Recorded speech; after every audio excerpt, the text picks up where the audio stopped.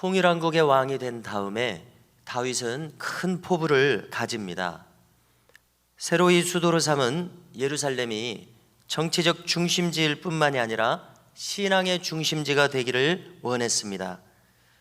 그동안 성막에 대해서 생각해 볼 때 성막은 기럇 여아림에 70년 동안 방치되어 있는 중이었습니다. 기럇 여아림은 어딘가 하면 오늘 본문의 바알레 유다의 다른 명칭입니다. 사사 시대를 지내면서 법궤는 그거보다는 조금 위에 있는 실로에 있었습니다. 그리고 엘리 제사장과 사무엘이 실로에서 활동했었습니다. 그런데 이 법궤가 이스라엘과 블레셋이 전쟁하다가 에벤에셀이라는 곳에서 그리고 또 아벡이라는 곳에서 블레셋에게 빼앗겼었습니다. 그래서 블레셋 각 성읍을 다닐 수밖에 없었습니다. 그 이유는 법궤가 있는 곳마다 독종이 퍼져서 오늘날과 같으면 전염병이 퍼져서 많은 블레셋 사람들이 죽었기 때문에 그렇습니다. 그래서 이 법궤를 다른 곳으로 이제 옮겨갔다가 결국에는 기럇 여아림으로 돌아왔습니다. 근데 그곳에 70년 동안 있었던 것입니다. 통일왕국의 왕이 된 다윗은 하나님의 임재의 상징인 이 법궤를 예루살렘에 모셔오고 싶은 마음이 들었습니다. 자, 법궤는 성막에 있어서 핵심 성물이죠. 지성소의 가장 중요한 성물이 법궤입니다. 왜 법궤라고 했습니까? 법을 집어넣은 궤라는 뜻이죠. 무슨 법입니까? 십계명의 두 돌판입니다. 거기 들어 있었습니다. 법궤의 또 뚜껑에다가 두 그룹 천사를 형상에 만들어서 만들어 놓은 것이 법궤의 뚜껑입니다. 그리고 그것을 시은소라고 합니다. 은혜를 베푸는 곳이라는 뜻이고요. 하나님께서 그곳에 임재하신다 말씀하셨습니다. 그리고 모세가 지성소에 들어가서 바로 거기에서 하나님과 대면을 했습니다. 다윗은 법궤가 이처럼 성막의 핵심이고 하나님의 임재의 상징인 것을 잘 알고 있었습니다. 신앙이 참으로 뛰어나고 깊은 다윗이 하나님을 제일로 섬기는 다윗으로서는 이 법궤를 모셔오는 일을 사모하고 또 사모했다는 것을 우리가 짐작해 볼 수 있습니다. 자, 우리도 신앙생활을 하다 보면은 여러 간증 중에 어떤 분은 자기 평생에 교회를 짓겠다는 그런 소원을 가진 분들이 있습니다. 하나님이 그런 마음을 주시니까 그러겠죠.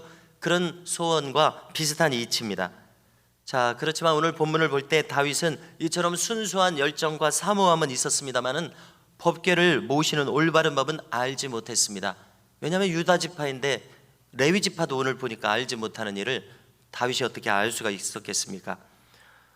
하나님께서는 모세에게 이 율법을 주실 때에 법궤를 포함한 이 성막의 성물들을 어떻게 이동시켜야 하는지까지 상세하게 알려주셨습니다. 왜냐하면 거룩한 일을 취급하는 일입니다. 인간은 죄된 본성을 가진 죄인입니다. 제사장도 죄인입니다. 그렇기 때문에 죄인이 하나님이 임하시는 거룩한 성물을 함부로 다뤄서는 안 되는 것입니다. 그래서 옮기는 법까지 알려주셨습니다. 거룩한 방법으로 옮겨라 알려주셨습니다. 한마디로 요점은 법궤는 인간이 손을 대면 안 됩니다. 그것은 거룩을 범하는 일이었습니다. 베드로를 한번 떠올려 보십시오. 예수님께서 인간의 능력이 아니라 신적 능력을 행하는 것을 봤을 때 물고기를 여기서 잡아라 했을 때 물고기가 잡히자 베드로는 엎드려 앉아서 나는 죄인입니다. 나를 떠나소서 이렇게 했었습니다. 우리가 하나님을 대면하고자 한다면 엄청난 거룩의 격차가 있어서 그것은 우리를 죽일 정도로 우리가 너무나 죄인이기 때문에 그렇죠. 그렇습니다. 그래서 죄 많은 인간은 법궤에 손을 댈 수가 없었습니다. 그래서 어떻게 옮기라고 했냐면요, 법궤에 고리를 이미 만들어 놓고 거기에 막대기를 넣어가지고 레위 자손이 어깨에 메고서야 옮길 수 있었습니다. 뿐만 아니라 아무나 옮겨도 안 됩니다. 똑같은 레위 지파라도 안 됩니다. 레위 지파 중에서도 고핫의 자손들만 옮길 수 있었습니다. 이것이 법궤를 움직이는 법이었습니다. 자, 그런데 다윗은 여기까지는 몰랐습니다. 그저 수레에 싣고 옮기면 되겠지 이렇게 생각했습니다. 유다 지파인 다윗이 그것까지 알기는 어려웠던 것이죠. 자, 그러나 하나님께서 세우신 법도의 원리는 여전히 살아있는 것입니다. 오늘날도 그대로 가져오면은 오늘날도 마찬가지입니다. 형식은 바뀌었습니다. 번제단이 십자가로 바뀌었죠. 형식은 바뀌었습니다. 그러나 내용과 원리까지 바뀐 것은 아닙니다. 죄를 짓는 사람은 죽어야 하는 그 원리까지 바뀌는 것은 아닙니다. 그래서 예수님께서 십자가에 대신 죽으셨습니다. 예수님도 내가 온 것은 율법을 폐하러 온 것이 아니다, 성취하러 온 것이다, 이렇게 말씀하셨습니다. 그러니까 율법의 정신은 살아있다고 봐야 합니다. 법궤는 가장 거룩한 방식으로 다뤄져야 했습니다. 그러므로 우리는 조심할 것이 있는데요, 나 나름대로 하는 신앙생활을 조심해야 되겠다는 결론을 얻습니다. 예를 들어서 우리는 예배를 어떻게 드리고 있습니까? 주일을 어떻게 성수하고 있습니까? 또 말씀을 내가 어떻게 대하고 있습니까? 일주일간의 삶도 삼가면서 지냅니까? 뜻대로 살기에 힘쓰고 있습니까? 우리는 나 나름대로의 신앙생활을 할 수가 있습니다. 절충식의 신앙생활을 할 수가 있는데요, 이러한 마음가짐을 조심해야 한다는 것입니다. 우리는 하나님께서 원하시는 대로의 신앙생활이 무엇일까 고민할 줄 알아야겠습니다. 그리고 그것을 알면, 깨달으면 그대로 행하기에 힘쓰는 자들이 되어야겠습니다. 1절을 보니까요, 다윗은 3만 명이나 되는 군사들을 대동합니다.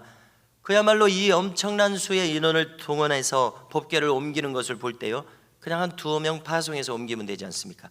근데 한 3만 명이나 대동해서 하는 것을 볼 때 다윗이 최대의 열정을 지금 드러내고 있습니다. 이 법궤는 기럇 여아림, 오늘 본문의 바알레 유다의 아비나답이라고 하는 사람의 집에 있었습니다. 그곳에 20년 이상 있었습니다. 아비나답의 이름의 뜻을 찾아보니까요, 아비, 나의 아버지는, 나답, 존귀하시다, 이런 뜻입니다. 그는 레위 지파로 알려져 있습니다. 역대상, 역대하에는 길게 족보가 나오는데요, 열왕기에서 설명하지 않은 사람들의 지파와 그 족속을 알려주는 경우가 있습니다. 거기 보면은 이제 레위 지파로 알려져 있습니다. 그러면은 그의 아들은 우사와 아효인데요, 이들도 레위인들임을 알 수가 있습니다. 우사는 힘이라는 뜻이고 아효는 형제라는 뜻입니다. 이들에게 법궤의 운반을 맡겼습니다. 그런데 법궤를 운반하는 방법이 그릇되었습니다. 이들도 알지 못한 것입니다. 고리에 깨워서 막대기를 어깨에 짊어지고 고핫자손만 옮길 수 있는데 이것을 몰랐던 것입니다. 이들도요. 그래서 그들은 수레를 만들어서 그 수레에다가 소가 끓게 해서 옮기는 방식을 택했습니다. 그들은 레위인임에도 불구하고 이 법궤를 옮기는 법을 몰랐던 것이죠. 자, 레위인들에게 맡겨진 일은 무엇입니까? 모세의 율법을 공부하는 일입니다. 그것을 보존하는 일입니다. 전하고 가르칠 의무가, 백성에게 가르칠 의무가 있었습니다. 그렇다면 이 레위인으로서 자기들이 고핫 족속은 아니지만 법궤를 어떻게 옮겨야 된다고 하는 것은, 법궤는 가장 지성물이기 때문에 법궤에 대해서는 공부하고 알고 있어야 하는 것이 레위인들의 임무죠. 그래서 너무 심한 말이 될 수도 있는지 모르겠습니다만은 일종의 직무유기입니다. 자, 이것을 오늘날의 목회자에게 그대로 가져온다면요, 성경을 철저하게 연구하는 것은 목회자의 임무죠. 그러나 그것을 게을리한다면 그것은 직무유기가 될 것입니다. 하나님께서 기뻐하시지 않을 일이 될 것입니다. 자, 다시 이 두 레위인에게 간다면요, 말씀을 맡은 자들은 충성스럽게 이 말씀을 깊이 상고해야 되는데요, 그리고 또 실천해야 됩니다. 자신의 것으로 소화하고 또 가르칠 수 있어야 됩니다. 그런데 이 레위인들이 말씀의 지식에 무지했습니다. 말씀을 맡은 자들로서는 함량미달의 상태다, 이렇게 말할 수 있을 것입니다. 그래서 그 결과 다윗에게 도움이 되지 못했습니다.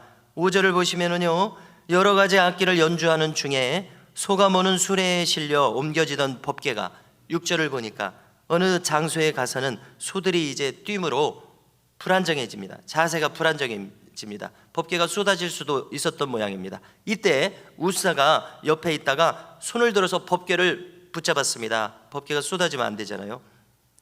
자, 어떻게 됐습니까? 7절, 하나님의 진노가 임하였다고 말합니다. 우사가 그 자리에서 즉시 죽는 사건이 발생합니다. 너무나 놀라운 일이죠. 8절을 보니까 다윗은 이 일이 펼쳐지는 것을 보고 당황합니다. 그 다음에 그 당황함은 분노로 바뀝니다. 가만히 한번 생각해 보십시오. 다윗이 왜 분노했습니까? 여기에 지금 엄청난 노력을 쏟았지 않았습니까? 옳다고 생각하는 일을 했습니다. 하나님 기뻐하시리라고 생각하는 일을 했습니다. 그런데 법궤를 옮기다가 이렇게 사람이 죽는 일이 생기니까 이것은 하나님께서 인정하시지 않는다는 생각이 들었겠죠. 그러면서 마음이 무거워졌을 것입니다. 근데 그는 지금 분노를 바라고 있어요. 그리고 아무튼 자신의 진심과 열심이 거절당하는 심정이었기 때문이었겠죠. 9절을 보니까요, 이 분노는 다시 두려움으로 변했습니다. 자, 왜 그렇겠습니까? 이렇게 하시는 하나님이 어떤 뜻을 가지고 계신지 알지 못하기 때문에 두려워했을 것이라고 생각을 합니다. 도대체 하나님은 어떤 분이신가? 하나님은 항상 옳으신데 하나님이 이런 일이 일어나게 하신 것은 하나님은 어떤 분이신가? 하나님에 대해서 자기가 알지 못하는 물음표가 이제 들어졌을 것입니다. 하나님이 항상 옳으시다면 자신이 틀린 것을 지금 알게 된 것이죠. 그래서 다윗은 말합니다. 여호와의 궤가 어찌 내게 오리요. 다윗은 예루살렘으로 법궤를 운반하는 것을 즉시 중단합니다. 자기는 아직 합당하지 않다는 것을 깨달은 것이죠. 자, 그런데 이 장면은 우리에게도 대단히 중요합니다. 왜냐하면 우리도 신앙생활을 하면서 때로 다윗과 똑같기 때문에 그렇습니다. 그렇지 않습니까? 우리의 경험도 신앙생활을 하다 보면은 어떤 일을 통해서 내가 틀렸구나를 알게 하십니다. 내가 잘못 마음가짐을 가졌구나, 내가 잘못 행하고 있겠구나. 여러분, 우리가 그렇게 느낄 때에만, 그러면 내가 하나님을 어떻게 섬겨야 되지? 내가 하나님을 어떻게 믿는 것이 옳은가 생각하게 됩니다. 바로 이렇게 하게 만드시기 위해서 우리에게 이런 일이 일어난다고 생각하게 됩니다. 고민 없는 신앙은 나 중심의 신앙이 될 수밖에 없을 것입니다. 그런데 하나님께서는 나를 교정하기를 원하십니다. 하나님의 뜻에 합당한 자로 만드시기 위해서요. 그래서 제멋대로의 신앙이 아니라 하나님의 기준에 부합하도록 하나님의 뜻과 원하시는 바에 부합한 신앙으로 우리를 다듬기를 원하신다고 생각하게 됩니다. 다윗은 지금 분노하고 두려워하고 있습니다마는 다윗은 놀랍게도 지금 교정될 기회를 부여받고 있습니다. 그의 분노는 두려움과 경외함으로 변했고 이제 올바른 것을 배울 차례가 되었습니다. 우리도 마찬가지죠. 우리도 하나님의 다루심 속에서 깨닫게 됩니다. 신앙의 시행착오를 통해서 배울 수 있게 됩니다. 그리고 그것을 기대하고 기뻐할 수 있어야 되겠습니다. 우리는 기도를 했다는 것이 중요한 것이 아니라 기도를 하는 내가 잘 빚어지는 것이 더 중요한 일이라고 생각합니다. 나의 열정이 중요한 것이 아니라 열정이 오를 수 있습니다. 그러나 그 열정이 하나님께서 원하시는 길로 가는 그런 열정이어야 할 것입니다. 즉 바르게 믿는 것이 중요할 것입니다. 자, 빠르게 달려갑니다. 빠르게 달려가는 것이 중요한 것이 아니라 올바른 방향으로 가는 것이 더 중요할 것입니다. 성도 여러분, 11절을 보니까 법궤는 오베데돔의 집으로 옮겨집니다. 그는 고핫 자손이었습니다. 이제 역대기를 보면 그가 고핫 자손이었다는 것이 기록이 됩니다. 자, 다행스럽다고 해야 되겠죠. 우리가 이 성경을 읽으면서 다행스럽다는 마음이 들 때가 있습니다. 다행스럽게 그런 법궤를 다루는 법을 알고 있었습니다. 고핫 자손으로서 조상 대대로 어떻게 법궤를 다뤄야 하는지 아버지들이 가르친 것 같아요.